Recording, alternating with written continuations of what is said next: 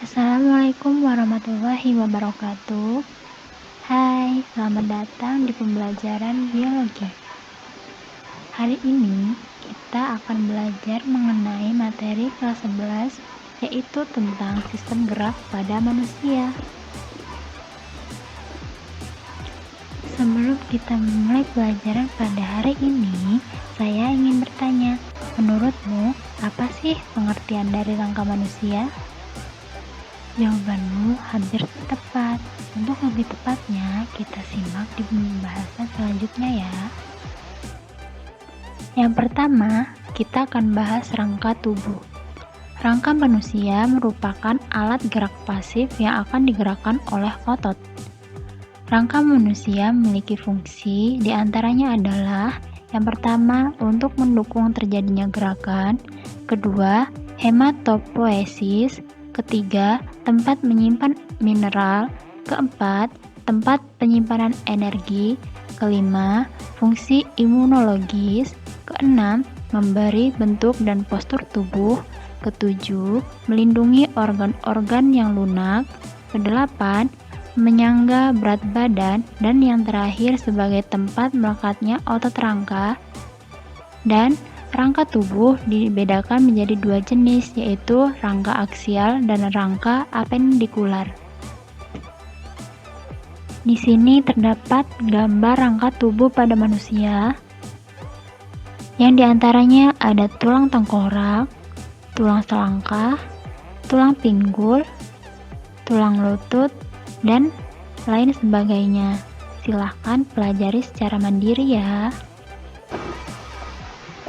Sekarang kita akan mempelajari jenis rangka tubuh, yaitu rangka aksial atau rangka sumbu tubuh. Yang pertama itu ada tulang tengkorak. Tulang tengkorak berfungsi untuk melindungi otak, organ pendengaran, dan organ penglihatan. Tulang tengkorak terdiri atas tulang kranial atau tulang tempurung kepala dan tulang fasial atau tulang wajah. Yang kedua, tulang telinga dalam dan tulang hyoid. Tulang telinga dalam dan tulang hyoid terletak di dalam tengkorak. Tulang telinga dalam berfungsi menerima dan mentransmisikan impuls suara, sedangkan tulang hyoid berfungsi sebagai tempat melekatnya otot mulut dan lidah sehingga dapat membantu proses menelan. Yang ketiga, ada tulang belakang atau kolumna vertebra, tersusun dari 26 ruas yang dihubungkan oleh cakram tulang rawan fibrosa. Fungsinya yaitu yang pertama menopang kepala dan bagian tubuh lainnya, yang kedua melindungi organ dalam tubuh, yang ketiga tempat melekatnya tulang rusuk dan bentukan sikap tubuh. Dan yang terakhir ada tulang dada dan tulang rusuk, berfungsi melindungi paru-paru dan jantung. Tulang dada terdiri atas 3 bagian, yaitu manus-brium sterni, corpus sterni, dan processus xiphoid. Tulang rusuk dibedakan menjadi 3 macam. Yang pertama, tulang rusuk sejati. Ujung depan melekat pada tulang dada. Tulang rusuk sejati memiliki 7 pasang. Yang kedua, ada tulang rusuk palsu. Ujung depan melekat pada tulang rusuk atasnya. Tulang rusuk palsu memiliki 3 pasang. Dan yang terakhir ada tulang rusuk melayang. Ujung depan tidak melekat pada tulang manapun. Dan tulang rusuk melayang memiliki 2 pasang. Sekarang kita bahas rangka apendikular. Yang pertama itu ada gelang bahu atau pektoral, merupakan persendian yang menghubungkan lengan dengan badan, terdiri atas tulang scapula atau tulang belikat dan tulang clavikula atau tulang selangkah. Yang kedua ada anggota gerak atas, terdiri atas humerus, tulang pangkal lengan, radius, tulang pengupil, ulna, tulang hasta, karpal, tulang pergelangan tangan, metakarpal, tulang telapak tangan, dan phalangus, tulang jari tangan. Yang ketiga ada gelang panggul atau pelvis. Gelang panggul berfungsi menyangga berat tubuh dan melindungi bagian dalam rongga pelvis. terdiri atas ilium, tulang usus, pubis, tulang kemaluan, dan ischium, tulang duduk.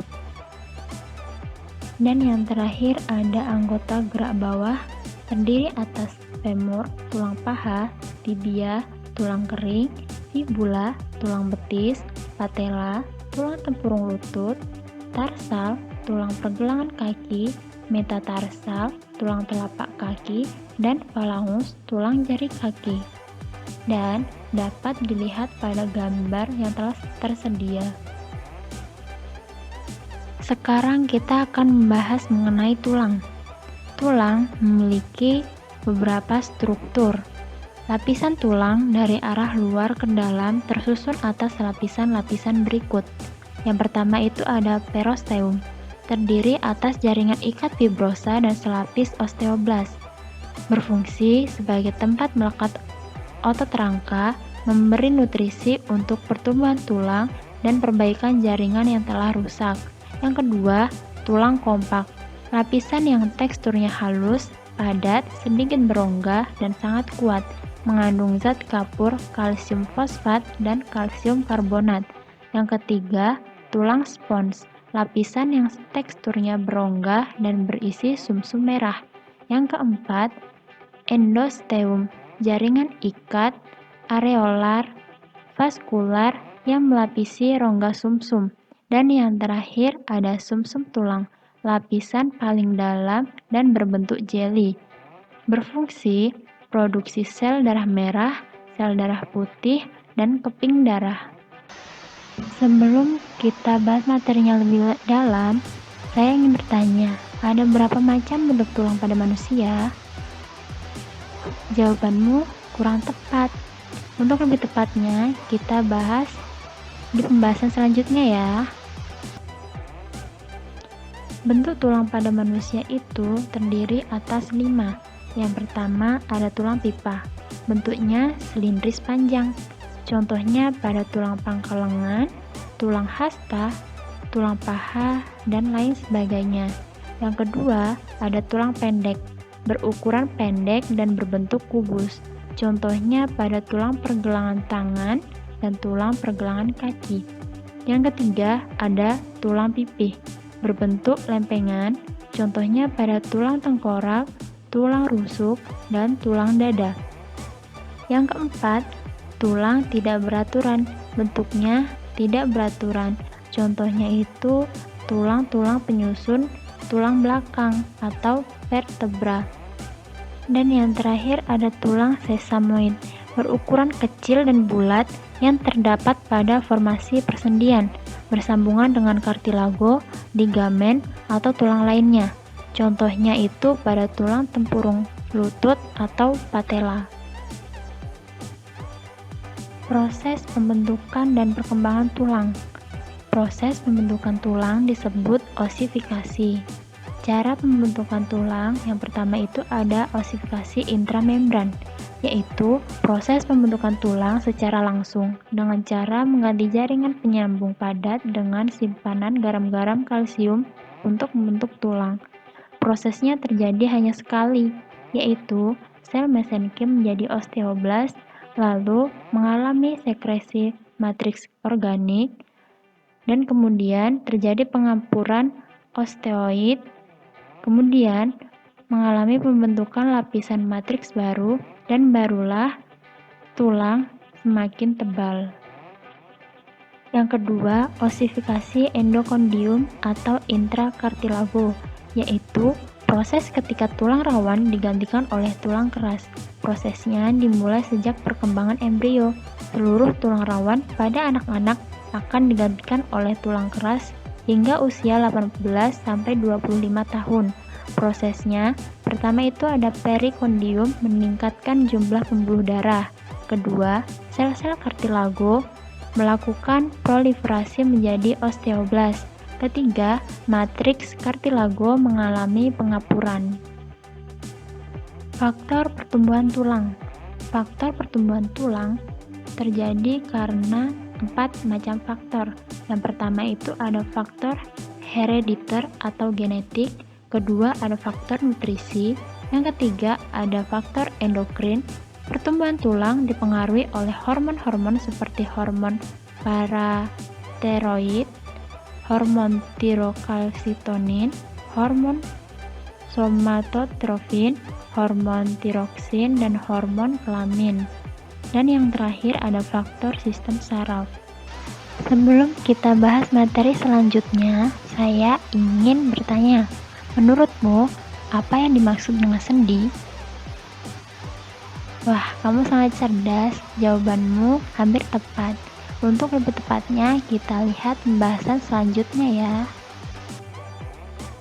Sekarang kita akan membahas materi mengenai persendian atau artikulasi. Persendian adalah hubungan antar dua tulang atau lebih, baik yang dapat digerakkan maupun yang tidak dapat digerakkan. Struktur persendian terdiri atas 5, yaitu pertama ada ligamen, berfungsi mencegah pergerakan sendi secara berlebihan dan membantu mengembalikan tulang ke posisi asalnya. Kemudian, yang kedua ada kapsul sendi, yaitu struktur tipis kuat untuk menahan ligamen. Yang ketiga ada cairan sinovial, yaitu cairan pelumas agar gesekan berjalan lancar, halus, dan tidak menimbulkan rasa nyeri atau sakit. Yang keempat ada tulang rawan hialin, terdapat di ujung tulang sebagai bantalan sendi agar tidak nyeri saat bergerak. Yang kelima ada bursa, berupa kantung tertutup dan dilapisi oleh membran sinovial. Tipe persendian. Sendi berdasarkan struktur terdapat 3 jenis, yaitu pertama ada persendian fibrosa. Persendian fibrosa tidak memiliki jaringan sendi dan diperkokoh oleh jaringan ikat fibrosa. Yang kedua ada persendian kartilago. Persendian kartilago tidak memiliki jaringan sendi dan diperkokoh oleh jaringan kartilago. Dan yang terakhir ada persendian sinovial. Persendian ini memiliki rongga sendi dan diperkokoh oleh jaringan ikat ligamen dan kapsul sendi. Kemudian ada sendi berdasarkan gerakan. Sendi berdasarkan gerakan terdiri atas 3 jenis pula. Yang pertama itu ada sendi sinartrosis atau sendi mati, sendi yang tidak dapat digerakkan. Jenis sendi sinartrosis terdiri atas yang pertama ada sinartrosis sinfibrosis yang dihubungkan dengan jaringan ikat fibrosa, dan sendi sinartrosis sinkondrosis dihubungkan dengan jaringan tulang rawan hial. Kemudian ada sendi amfiartrosis. Sendi amfiartrosis adalah sendi yang memiliki pergerakan terbatas akibat tekanan. Jenis sendi amfiartrosis yaitu simfisis dihubungkan oleh kartilago. Kemudian sindemosis dihubungkan oleh serabut dan ligamen, dan gomfosis yaitu sendi pada tulang bentuk kerucut. Ketiga itu ada sendi diartrosis atau sendi sinovial, sendi yang dapat bergerak bebas. Sendi diartrosis terdapat 6 jenis. Yang pertama itu ada sendi engsel, sendi yang bergerak ke satu arah. Yang kedua ada sendi peluru, sendi yang bergerak bebas ke segala arah. Yang ketiga ada sendi pelana, sendi yang bergerak kedua arah. Yang keempat ada sendi putar, sendi yang bergerak dengan pola rotasi. Yang kelima ada sendi luncur atau sendi geser yang memiliki gerakan menggeser. Dan yang terakhir ada sendi kondiloid yang memiliki gerakan kiri kanan atau depan belakang atau dua arah. Sebelum kita membahas materi tentang otot rangka, saya ingin bertanya, apa saja fungsi dari otot rangka? Jawabanmu tepat. Kita lihat pembahasan selanjutnya ya. Otot rangka. Otot rangka adalah otot yang melekat pada tulang dan dapat bergerak secara aktif untuk menggerakkan tulang sehingga disebut alat gerak aktif. Fungsi otot rangka yaitu sebagai pergerakan, kedua menopang dan mempertahankan postur tubuh, dan ketiga memproduksi panas. Sifat otot rangka ada 4, yaitu yang pertama ada kontraktilitas, atau kemampuan berkontraksi dan meregang. Kedua, eksitabilitas, yaitu mampu merespon jika distimulasi oleh saraf. Ketiga, ada ekstensibilitas, kemampuan meregang melebihi panjang otot saat relaksasi. Dan yang terakhir ada elastisitas, kembali ke ukuran semula. Struktur otot rangka. Area otot rangka ada dua. Yang pertama itu ada kepala dan ekor otot atau tendon, merupakan jaringan ikat padat, kuat. Dan kemudian yang kedua ada empal otot, merupakan area bagian tengah otot yang mengembang dan aktif dalam kontraksi. Kemudian ada pengorganisasian jaringan otot rangka. Ada epimisilium, yaitu fasciculus dibungkus oleh perimysium. Kemudian ada fasciculus, yaitu susunan sel saraf otot, myofibril, serta sarkolema dibungkus oleh endomysium. Kemudian ada myofibril, yaitu myofilamen tebal atau protein myosin serta myofilamen tipis atau protein aktin. Mekanisme kerja otot. Yang pertama itu ada komponen struktur otot yang berperan dalam kerja otot, yaitu ada myofibril, sarkomer, aktin, myosin, tropomyosin, dan troponin. Yang kedua, sumber energi untuk gerak otot, yaitu ada ATP, kreatin fosfat, dan glikogen. Dan yang ketiga, tahapan mekanisme kerja otot. Yang pertama itu ada penerima impuls, yaitu ion kalsium Ca2+O dikeluarkan dari retikulum sarkoplasma.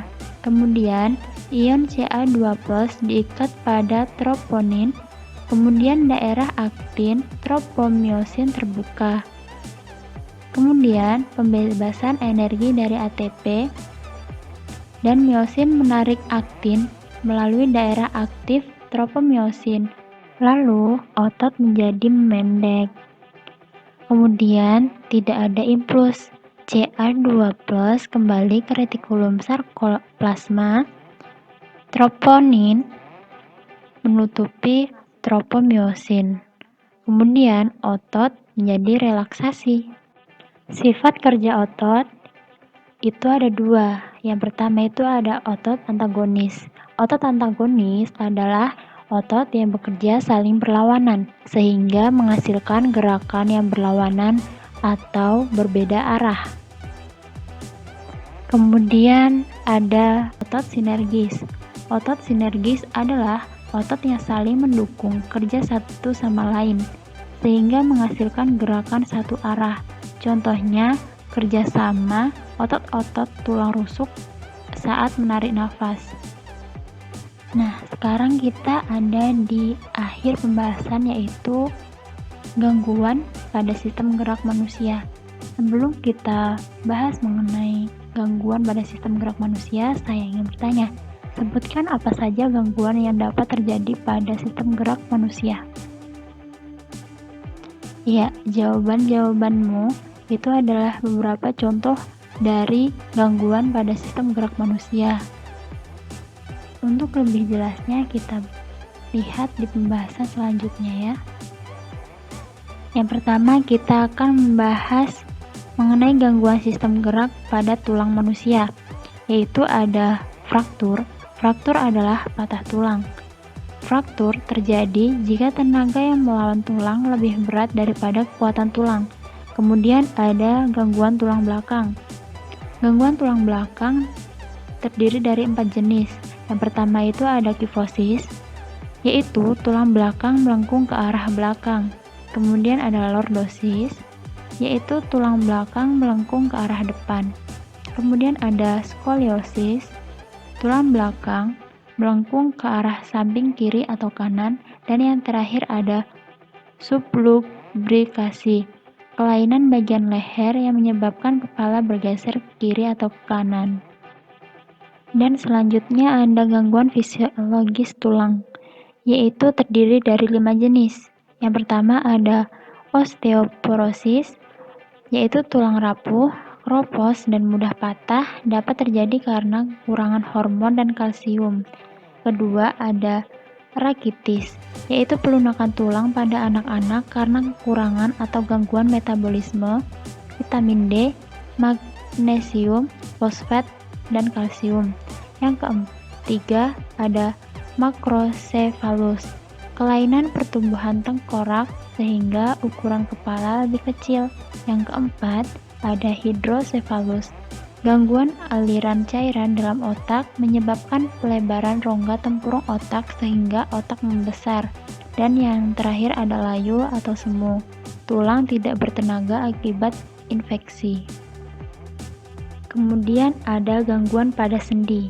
Yang pertama itu ada terkilir. Gangguan sendi akibat gerakan yang tidak biasa, dipaksakan, dan tiba-tiba. Kedua, dislokasi, pergeseran tulang penyusun sendi dari posisi normal. Yang ketiga ada osteoartritis, kerusakan tulang rawan yang berfungsi sebagai bantalan pada sendi. Yang keempat ada ankilosis, sendi tidak dapat digerakkan. Yang kelima ada urai sendi, telapus sendi robek menyebabkan tulang sendi terlepas. Dan yang terakhir ada artritis, yaitu peradangan pada sendi. Dan yang terakhir ada gangguan pada otot. Pertama, ada hipertrofi, gangguan akibat otot yang berkembang menjadi lebih besar. Yang kedua ada atrofi, gangguan akibat otot yang mengecil. Yang ketiga ada distrofi otot, yaitu penurunan kemampuan otot karena kelainan genetik. Yang keempat ada tetanus, penyakit kejang otot karena berkontraksi terus-menerus sehingga tidak mampu lagi berkontraksi. Kelima, kram, yaitu keadaan saat otot-otot tiba-tiba terasa tegang, sulit digerakkan, disertai rasa nyeri. Yang keenam, ada miastenia gravis, ketidakmampuan otot berkontraksi sehingga penderita mengalami kelumpuhan. Ketujuh, otot robek. Robeknya serabut otot akan mengakibatkan bengkak, nyeri, dan pendarahan. Dan yang terakhir ada otot terkilir. Tendon otot robek karena terenggang melebihi batas normal. Wah, tidak terasa kita sudah menyelesaikan pembahasan mengenai materi sistem gerak pada manusia. Semoga dari pembahasan ini dapat bermanfaat untuk kamu ya. Dan sampai jumpa di pembahasan-pembahasan berikutnya. Bye. Wassalamualaikum warahmatullahi wabarakatuh.